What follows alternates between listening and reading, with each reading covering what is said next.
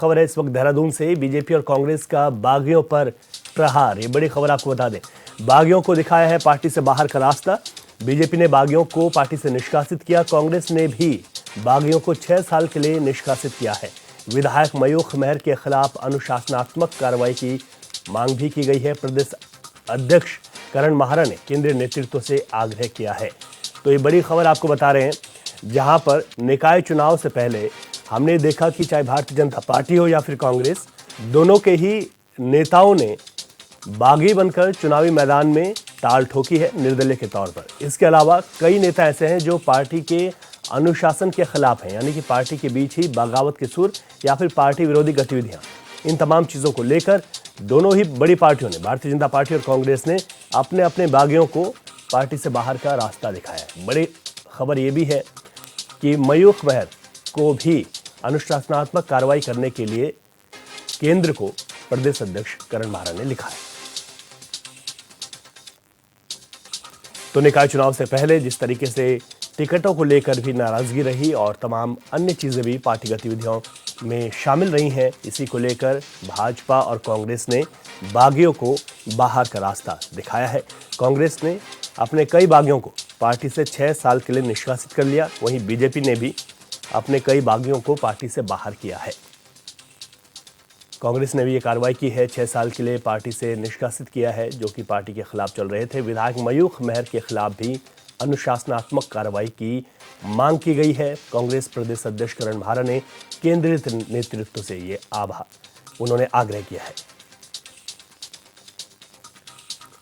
तो बीजेपी और कांग्रेस दोनों ही पार्टियों ने अपने अपने बागियों को पार्टी विरोधी गतिविधियों के चलते बाहर का रास्ता दिखा दिया। कांग्रेस ने भी बागियों को पार्टी से 6 साल के लिए निष्कासित किया है। उधर भारतीय जनता पार्टी ने भी निष्कासन की कार्रवाई की है। इसके अलावा विधायक मयूख मेहर के खिलाफ भी अनुशासनात्मक कार्रवाई की मांग की गई है। प्रदेश अध्यक्ष करण माहरा ने केंद्र से इस बात का आग्रह किया है। तो प्रदेश में निकाय चुनाव का बिगुल बज चुका है और ऐसे में अगर बात की जाए तो 23 तारीख को यहाँ पर वोटिंग होनी है। 25 तारीख को मतगणना और परिणाम हम सबके बीच होंगे, लेकिन उससे पहले बीजेपी और कांग्रेस के बीच तमाम ऐसे बागी थे जिन्होंने पार्टी विरोधी गतिविधियों में शामिल रहे, उनको बाहर का रास्ता दिखाया गया।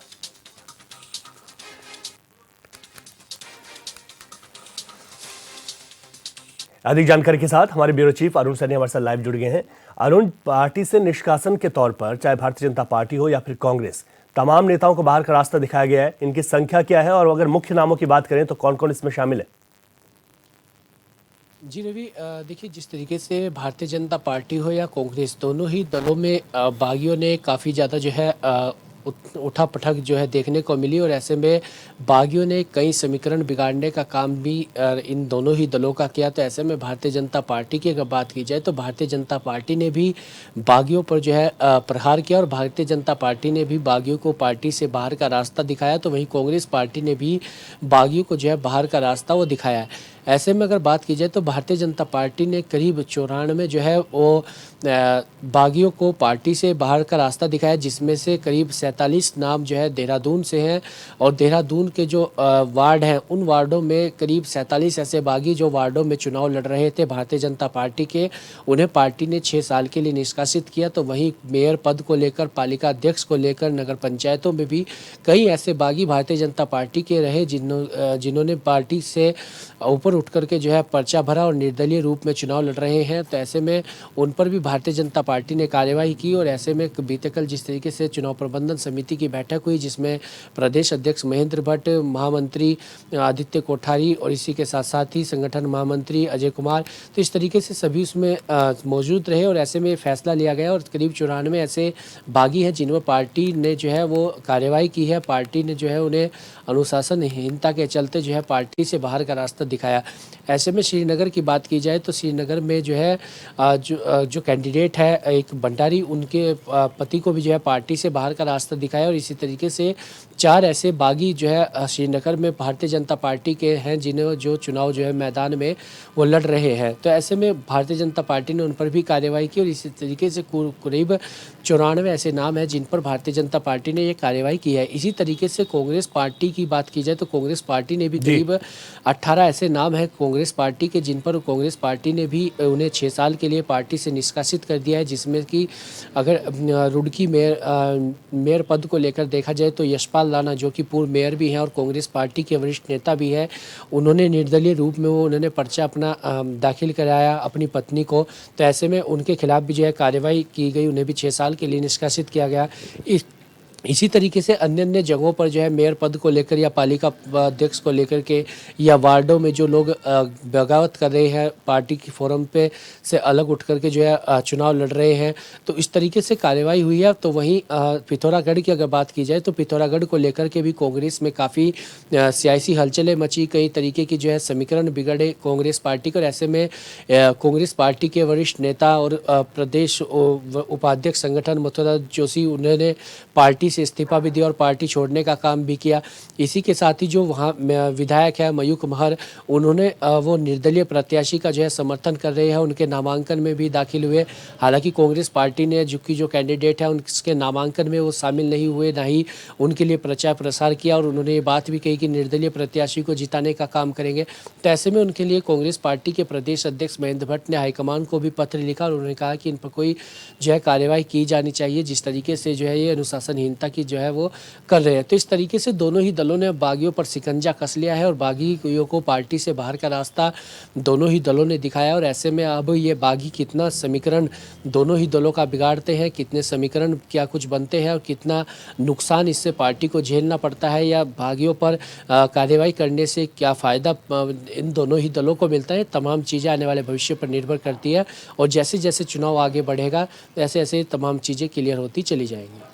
अरुण, अगर ये देखा जाए, क्योंकि अब वक्त काफ़ी नज़दीक आ गया है मतदान के लिए, क्योंकि 23 तारीख को मतदान उत्तराखंड में होना है निकाय चुनाव को लेकर, जो बागी थे और जिस तरीके से कार्रवाई की गई है, चाहे भारतीय जनता पार्टी की बात करें या कांग्रेस की बात करें, उसके बाद ये चुनाव कितना और दिलचस्प होता हुआ दिखाई दे रहा है कई जगहों पर। क्योंकि भारतीय जनता पार्टी के कई लोग ऐसे जिन्होंने निर्दलीय ताल ठोके, आपने एक बड़ा आंकड़ा दिया कि देहरादून से ही 47 ऐसे लोग हैं जो वार्डों में बगावत के सुर पे निर्दलीय ताल ठोके हुए आगे बढ़ रहे थे या निर्दलीय को समर्थन दे रहे थे। तो ऐसे में ये चुनाव कितना दिलचस्प हो जाता है दोनों ही पार्टियों के लिए। जी रवि, बिल्कुल देखिए ज़रूर, जिस तरीके से, क्योंकि इस बार के अगर चुनाव की बात की जाए तो काफ़ी जो है दावेदार भारतीय जनता पार्टी में और कांग्रेस दोनों ही दलों में लंबी लंबी फौज जो है दावेदारों की थी, चाहे वो वार्ड मेंबर के लिए हो या फिर नगर पालिका अध्यक्ष के लिए हो, नगर पंचायत चेयरमैन के लिए हो या फिर मेयर पद के लिए हो। तो इस तरीके से काफ़ी लंबी कतार दोनों ही दलों के सामने थी और प्रत्याशी चयन करना भी काफ़ी मुश्किल दोनों ही दलों के लिए रहा। तो ऐसे में अब जो बागी हैं, बागियों पर कार्यवाही जरूर पार्टियों ने की है, लेकिन ऐसे में अब किसके समीकरण कितने बिगड़ते हैं और ऐसे में ये चुनाव काफ़ी दिलचस्प भी होता है, क्योंकि अब जो बागी हैं उन्हें पार्टी से बाहर का रास्ता भी दिखाया गया। तो अब जो बागी चुनाव लड़ रहे हैं वो अपनी पूरी ताकत के साथ जो है चुनावी प्रचार भी करेंगे और चुनावी मैदान में पूरी ताकत के साथ जो है वो उतरेंगे भी, क्योंकि पहले गुंजाइश ये भी थी कि हो सकता है कि पार्टी के से उन्हें मना लिया जाए या कुछ इस तरीके के वो समर्थन मिल जाए, लेकिन अब जो है कोई गुंजाइश जो बागी है उनके सामने नहीं रही। अब उनके सामने एकमात्र जो है वो जो समाधान है वो यही कि चुनाव में वो पूरी ताकत के साथ अपना चुनाव लड़े। तो ऐसे में अब जो बागी है वो पूरी ताकत के साथ इस चुनाव में उतरेंगे। तो ऐसे में काफ़ी दिलचस्प ये मुकाबला भी होगा, कहीं कहीं पर त्रिकोणीय मुकाबला, कहीं पर चौतरफा मुकाबला, तो कहीं कहीं पर जो है 5-5 कैंडिडेट ऐसे भी हैं जो चुनावी मैदान में है और पाँचों ही मजबूत कैंडिडेट भी हैं, तो पूरी अपनी ताल ठोक रहे हैं। तो इस तरीके से अब काफ़ी दिलचस्प जो है चुनाव होता जा रहा है और इस बार काफ़ी जो है टक्कर देखने को सीधे सीधे तौर पर भारतीय जनता पार्टी कांग्रेस, हालांकि कई कई सीटों पर उत्तराखंड क्रांति दल या फिर आम आदमी पार्टी भी वार्डों में जो है टक्कर देती हुई इन दोनों ही मुख्य दलों को दिखाई देंगे। ठीक है अरुण, बहुत शुक्रिया आपका जानकारी।